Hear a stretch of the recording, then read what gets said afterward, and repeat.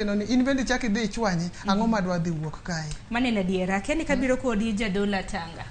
Thuolo mag kanise kata mna ting' kanise e kinde makamagi debedam kaka jadolo. Erokamano Sharon, mokwongo adwoko erokamano ne twak ma wan go kawuono. Nyasaye omiyo thuolo mondo wabi mondo watwag jopiny wayud kaka dwa yud resruok kaka dwa konyre.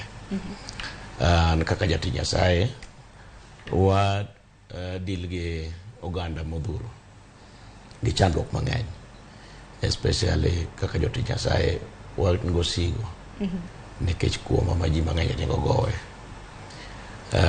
Wadak e kinde matek, moloyo sani wadak e kinde matek, ngima oidho, tich onge, to kata jok mangi tich matino tijno rumo.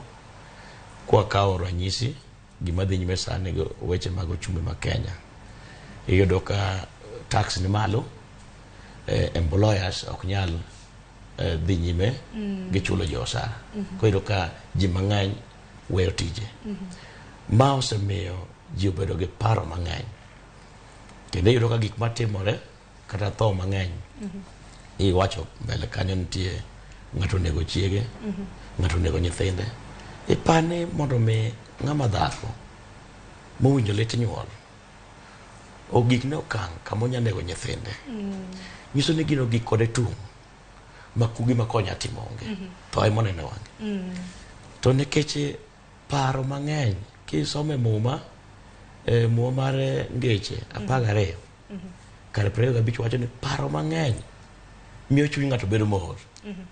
Tesa paro mako chuny dhano mudho nyama ko chuny dhano, to sa mudho donjo chuny dhano ng'ato nyalo timo gimoro amora.